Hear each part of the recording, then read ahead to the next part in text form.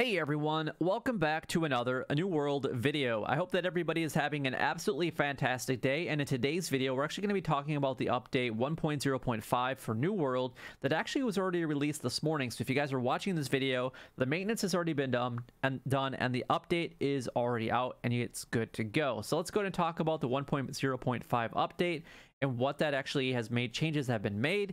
And it can be broken down into a couple different categories, specifically coin sellers, exploits, combat, and then Outpost Rush. Those are the four things that we're going to mostly be talking about. If we have enough time in the video, we're going to talk about some of the general changes as well. But I am trying to keep this video as short as I possibly can, so there's a lot of information to dive into. So let's go ahead and get started. Let's go to talk about the coin sellers. Obviously, everybody knows who these guys are. It's the crazy amount of spam chats from all different types of companies promoting gold selling in the chat. So they've identified some of the things that they can actually do to change and combat some of this, but they're still trying to identify more things that they can do to prevent some of these issues from taking place in the long run. And that is, they added a restriction to prevent player-to-player trading and currency transfers from characters that are actually under level 10. Or if the account is less than 72 hours old.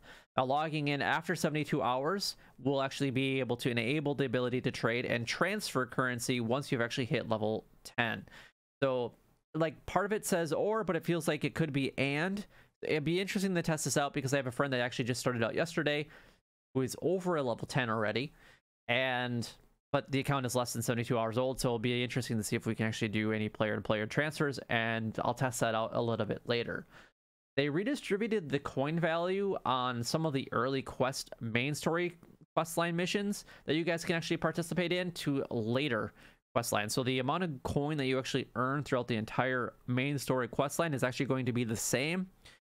However, they just did that to prevent some of the coin, the bots getting to a certain bit and getting a lot of coin very quickly. So it'll be interesting to see how that actually all plays out. Obviously, for the most part, new players, I felt like you did get quite a bit of coin early on. But I get why they definitely did this one, so they can combat some of the coin sellers. The trading post usage will be restricted until new characters or new players accept the introduction to trading post quests from their first settlement. Again, this is another thing that I'm not sure if we'll be able to do, just because my friend was able to use the trading post yesterday. I'm not sure if they're going to be able to do it today, just because the first settlement that he started at isn't actually where we're currently at. Still in a starting territory, just not the one that he started in. And then obviously they've been working on bans and suspended of a lot of accounts that have been reported. And I know that at least in one instance that there has been a temporary chat ban on abusive chat. And I know that some people take this stuff way too far in chat and definitely shouldn't. But there obviously are some snowflakes out there that just can't take anything. I mean, even the sight of losing to them sucks, and they're going to whine about it, and that happens. But there definitely is a line that shouldn't be crossed in chat, especially when you're targeting somebody specific for a very specific reason. It shouldn't be done. Keep your comments to yourself. Exploits are the next thing we're actually going to talk about. There's not as much in here, but some of this stuff is actually addressed under combat. So let's go ahead and dive into the exploits. They fixed a bug where players are able to duplicate items via the storage sheds and crafting stations. See, I didn't even know about the storage sheds and the crafting stations. I only knew about the player-to-player one that was happening. And that wasn't even until after the fact. But I didn't even know until now, until the first time I read the actual news article on the forums, that the storage shed and the crafting station was actually an issue. They fixed another issue where gold duplicating on the territory of projects was introduced by disabling the trading, and they now have made sure that that will never happen again if they ever have to disable trading ever again. Hopefully that will never happen, but maybe if there's another duplication glitch that happens and a lot of people are using it, then by all means it probably will be turned off again. Now moving on to some of the combat system changes. If you guys are a life staff user, the Orb of Protection has made a couple different changes. So they removed the small area of effect that were triggering on pass-through from every kit of a base version of the Orb of Protection. And then now the AoE no longer triggers on pass-through from one of the upgrades, and it will only trigger on an impact against an enemy and an object now. So if you guys are an Orb of Protection users and use that quite often, then a couple changes to just know about going forward.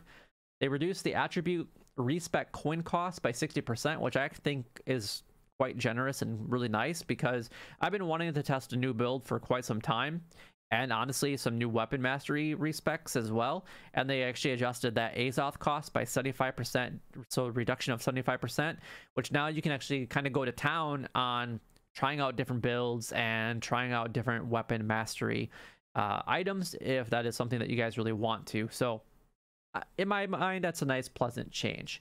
They reduced the coin costs of chisels by 20 to 50%, depending on which tier you're specifically looking at buying.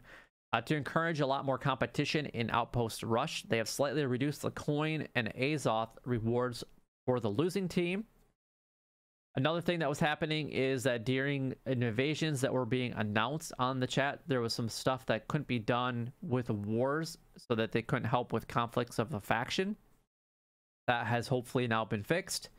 Identical weapon equipping. I know that I've done this a couple times. It can no longer be done. So players that no longer can equip the exact same weapon type in both weapon slots. So if you're a life staff user, you can't use 2 life staffs anymore.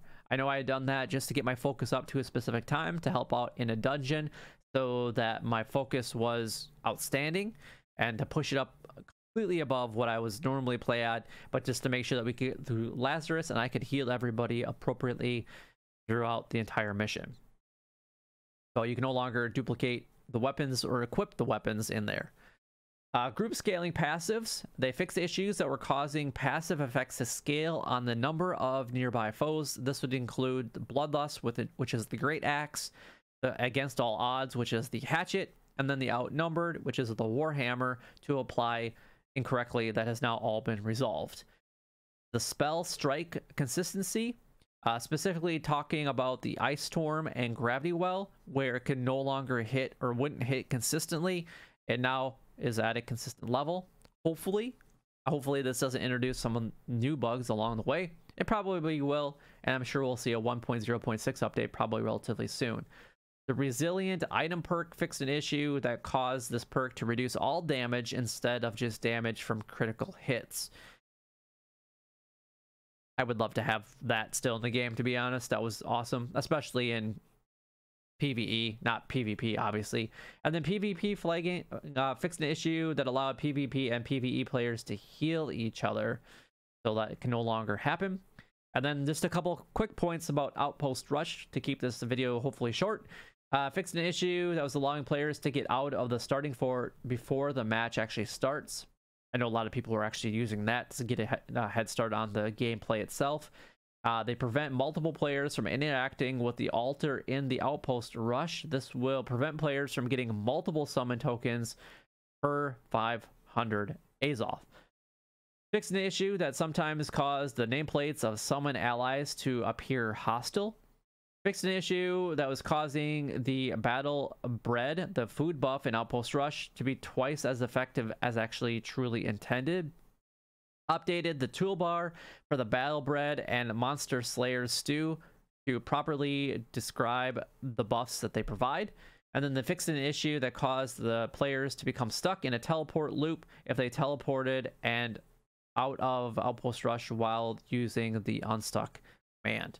But that is everything that I really wanted to cover. There are some general fixes as well, so if you guys are interested in some of those, you guys can check out the forums for all the update information on 1.0.5. Head on over to newworld.com and check out some of the forums. But until then, next time, YouTube, you guys keep doing what you're doing, because you're already doing it, and you guys stay gaming.